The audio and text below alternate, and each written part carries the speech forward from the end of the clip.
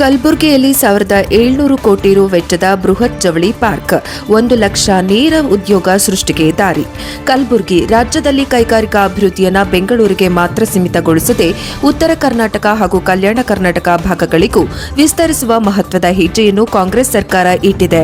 ಪ್ರಾದೇಶಿಕ ಸಮತೋಲನದ ಅಭಿವೃದ್ಧಿಗೆ ಒತ್ತು ನೀಡಿರುವ ಸರ್ಕಾರ ಹಿಂದುಳಿದ ಜಿಲ್ಲೆಗಳಲ್ಲಿ ಉದ್ಯಮಗಳ ಸ್ಥಾಪನೆಗೆ ವಿಶೇಷ ಆದ್ಯತೆ ನೀಡುತ್ತಿದ್ದು, ಅದರ ಭಾಗವಾಗಿ ಕಲಬುರಗಿ ಜಿಲ್ಲೆಯಲ್ಲಿ ಬೃಹತ್ ಜವಳಿ ಪಾರ್ಕ್ ನಿರ್ಮಾಣಕ್ಕೆ ಚಾಲನೆ ನೀಡಲಾಗಿದೆ. ಕಲಬುರಗಿ ಜಿಲ್ಲೆಯ ನಂದಿಸನೂರು ಹಾಗೂ ಕಿರಣಗಿ ಗ್ರಾಮಗಳ ವ್ಯಾಪ್ತಿಯಲ್ಲಿ ಸುಮಾರು 1,000 ಎಕರೆ ಪ್ರದೇಶದಲ್ಲಿ 1,700 ಕೋಟಿ ರೂಪಾಯಿ ವೆಚ್ಚದಲ್ಲಿ ಅತ್ಯಾಧುನಿಕ ಜವಳಿ ಪಾರ್ಕ್ ಅಭಿವೃದ್ಧಿಪಡಿಸಲಾಗುತ್ತಿದೆ. ಈ ಯೋಜನೆಯು ರಾಜ್ಯದ ಕೈಗಾರಿಕಾ ಕ್ಷೇತ್ರದಲ್ಲಿ ಹೊಸ ಮೈಲುಗಲ್ಲಾಗಿದ್ದು, ಉತ್ತರ ಕರ್ನಾಟಕದ ಆರ್ಥಿಕ ಅಭಿವೃದ್ಧಿಗೆ ಹೊಸ ಚೈತನ್ಯ ತುಂಬುವ ನಿರೀಕ್ಷೆ ಮೂಡಿಸಿದೆ.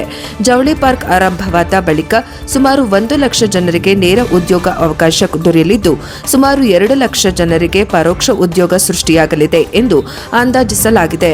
ವಿಶೇಷವಾಗಿ ಯುವ ಜನತೆ, ಮಹಿಳೆಯರು ಹಾಗೂ ಗ್ರಾಮೀಣ ಭಾಗದ ಉದ್ಯೋಗಾಕಾಂಕ್ಷಿಗಳು ಹಾಗೂ ಈ ಯೋಜನೆಗಳಿಗೆ ಹೊಸ ಅವಕಾಶಗಳನ್ನು ಕಲ್ಪಿಸಲಿದೆ. ಜವಳಿ ಉತ್ಪಾದನೆ, ಸಂಸ್ಕರಣೆ, ಸಿದ್ಧ ಉಡುಪು ತಯಾರಿಕೆ, ಗೋದಾಮು ವ್ಯವಸ್ಥೆ, ಸಾಗಾಣಿಕೆ ಹಾಗೂ ಪೂರಕ ಸೇವಾ ಕ್ಷೇತ್ರಗಳಲ್ಲಿ ಹೂಡಿಕೆ ಹೆಚ್ಚುವ ಮೂಲಕ ಈ ಪ್ರದೇಶದಲ್ಲಿ ಕೈಗಾರಿಕಾ ಪರಿಸರ ಮತ್ತಷ್ಟು ಬಲಗೊಳ್ಳಲಿದೆ. ಇದರಿಂದ ಸ್ಥಳೀಯ ರೈತರು, ಸಣ್ಣ ಉದ್ಯಮಿಗಳು, ಸಾರಿಗೆ ವಲಯ ಮತ್ತು ಸೇವಾ ಕ್ಷೇತ್ರಕ್ಕೂ ಆರ್ಥಿಕ ಲಾಭ ದೊರೆಯುವ ಸಾಧ್ಯತೆ ಇದೆ.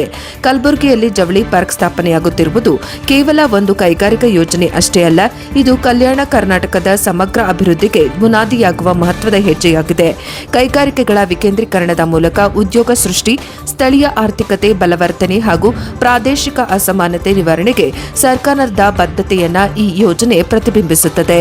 ಈ ಮಹತ್ವಾಕಾಂಕ್ಷಿ ಯೋಜನೆ ಪೂರ್ಣಗೊಂಡ ನಂತರ ಕಲಬುರಗಿ ಜಿಲ್ಲೆ ರಾಜ್ಯದ ಪ್ರಮುಖ ಜವಳಿ ಉತ್ಪಾದನಾ ಕೇಂದ್ರವಾಗಿ ಹೊರಹೊಮ್ಮುವ ನಿರೀಕ್ಷೆ ಇದ್ದು, ಉತ್ತರ ಕರ್ನಾಟಕದ ಕೈಗಾರಿಕಾ ನಕ್ಷೆಯಲ್ಲಿ ಈ ಹೊಸ ಅಧ್ಯಾಯವನ್ನು ಬರೆಯುವ ಸಾಧ್ಯತೆ ಇದೆ.